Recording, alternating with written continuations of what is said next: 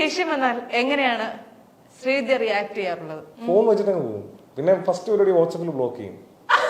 ഇപ്പോഴും ഉണ്ട്. ഈ എൻഗേജ്മെന്റിന്റെ തലേന്നും ഉണ്ടായിരുന്നു. വാട്സപ്പിൽ ബ്ലോക്ക് ചെയ്യും, ബ്ലോക്ക് ചെയ്യും, വാട്സപ്പിൽ ബ്ലോക്ക് ചെയ്യും. പിന്നെ ഈ പറഞ്ഞ പോലെ കോൾ ചെയ്ത പിന്നെ എടുക്കത്തില്ല. സമാധാനമുണ്ട്, ഭയങ്കര സമാധാനം.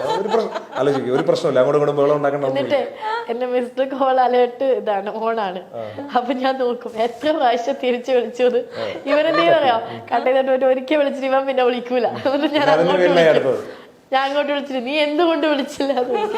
ലാസ്റ്റ് ടൈം എന്തിനായിരുന്നു തലേ ദിവസം എൻഗേജ്മെന്റ് തലേ ദിവസം എന്തിനായിരുന്നു ബ്ലോക്ക് ചെയ്തത്? ഞാൻ വിളിച്ചപ്പോഴത്തേക്ക് എന്തോ ഞാൻ വിളിക്കാന്നോ അങ്ങനെ എന്തോ തിരിച്ച് ദേഷ്യത്തിൽ പറഞ്ഞു, അങ്ങനെ എന്തോ പറഞ്ഞിട്ട് അതെനിക്ക് വിളിക്കാന്ന് പറഞ്ഞാൽ അപ്പൊ ഞാൻ ബ്ലോക്ക് ചെയ്തിട്ട് പോയി. പുള്ളിക്കാരിക്ക് വിചാരമുണ്ടോ ഇപ്പൊ ലൈക്ക് നമ്മളിനി എന്തിലാണെങ്കിൽ നമ്മൾ മറ്റേ ഹിമാലയൻ മൗണ്ടന്റെ മുകളിൽ നിന്ന് വീഴാൻ നിൽക്കുകയാണെങ്കിലും പുള്ളിക്കാരി വിളിച്ചാ എനിക്കൊന്ന് അല്ലല്ല ഫോൺ എടുക്കണം.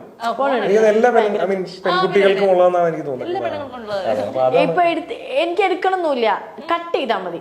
ലൈക്ക് എടുക്കണ്ട, കട്ട് ചെയ്താൽ മതി, ബിസി കാണിച്ചാൽ മതി, ആളവിടെ ഉണ്ട്. അല്ലെങ്കിൽ ഞാൻ ബിസിയാണ് പിന്നെ വിളിക്കാം, അല്ലെങ്കിൽ വെയിറ്റിംഗ് ഉണ്ടെങ്കിലും കുഴപ്പമില്ല. അതെ, പക്ഷെ എന്നിട്ട് അറിയാതെ തന്നെ ബ്ലോക്ക് ചെയ്ത് വെച്ചാൽ ഒരു ടെൻഷൻ വന്നില്ല അല്ലേ? ഇവരെന്നിട്ട് അമ്മയുടെ മോളിലേക്ക് വിളിക്കും, കുറെ നേരം ബ്ലോക്ക് അല്ലേ, അമ്മ അളിയൻ എല്ലാരും അപ്പായിട്ട് ചോദിക്കും ബ്ലോക്ക് ചെയ്തല്ലേ. എന്നിട്ട് ഞാൻ തന്നെ ബ്ലോക്ക് ചെയ്യണ്ടേ? ഇല്ല, എന്നിട്ട് ഞാൻ പറയും ബ്ലോക്ക് ചെയ്തിട്ടിരിക്കുക. അപ്പൊ അതൊന്നും അൺബ്ലോക്ക് ചെയ്തിട്ട് ഞാൻ അങ്ങനെ പറഞ്ഞാൽ പറ്റില്ല, അതൊന്നും അൺബ്ലോക്ക് ചെയ്യോ. ഓക്കെ ശരി, ഇങ്ങനെ ചില ശ്രീവിദ്യയുടെ ജന്മനക്ഷത്രം ഏതാണ്? രേവതി. തിരിച്ചേതാണ്? ഉത്തരട്ടാതി. 10ാം ക്ലാസ്സിൽ എത്ര ശതമാനം മാർക്ക് ഉണ്ടായിരുന്നു? 70 ഉണ്ടായിരുന്നു. ഇവിടെ ഇരുന്ന് ആലോചിക്കുക, 60-70 അറൗണ്ട് 50-60. സന്തോഷമായി. ഏതെങ്കിലും പറഞ്ഞാൽ നിങ്ങൾക്ക് അറിയില്ലെന്ന് കണ്ടല്ലോ. ഇങ്ങനത്തെ കാര്യങ്ങളൊന്നും ഞങ്ങൾ എത്രയായിരുന്നു? സീരിയസ്ലി എനിക്ക് 85. എനിക്കറിയാം. എനിക്ക് പ്ലസ് ടു എത്ര ഉണ്ടായിരുന്നു? 69 പടവരങ്ങ പോലെ താഴത്തേക്ക് വളരുകയായിരുന്നല്ലേ?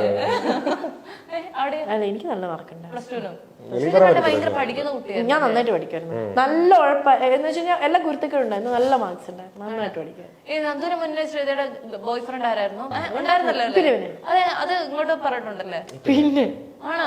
എല്ലാ കഥകളും പരസ്പരം അറിയാല്ലേ? ഇതുവരെ നിങ്ങൾ പരസ്പരം പറയാത്തൊരു കഥയുണ്ടോ ഇനി? എല്ലാം പറഞ്ഞു തീർത്ത് ഇനി ഫ്രഷ് ആയിട്ട് നടന്നിട്ട് പുതിയ പുതിയ കണ്ടന്റുകൾ ഉറപ്പായിട്ടും എനിക്കും ശ്രീതിക്ക് ഉണ്ടാവും പറയാത്തതായിട്ടുള്ള. അത് മനുഷ്യർക്ക് എല്ലാവർക്കും ഒരു സാധനം ഉണ്ടാവുമായിരിക്കും. ചിലപ്പോ ഞങ്ങൾക്ക് ഓർമ്മയില്ലാത്തായിരിക്കും, എന്റെ ഓർമ്മയില്ല ഒന്നുമില്ല. ഞാനാണ് ഇവിടെ ക്ഷീണിച്ചുകൊണ്ടിരിക്കുന്നത്. നാളെ ഞാൻ വരിക്കും, പറയണം നിന്റെ ഡീപ്പസ്റ്റ് ആൻഡ് ഡാർക്കസ്റ്റ് പറയടാ. എനിക്ക് ഞാൻ ഒരു ക്ലീഷ ചോദിച്ചോട്ടെ, ലാലേട്ടൻ ഒരു മമ്മൂക്ക? എനിക്ക് മമ്മൂക്ക. ടഫാണ് ഭയങ്കര. നന്ദുവിന് സിനിമ വെച്ചിട്ടാണ് ഇഷ്ടം.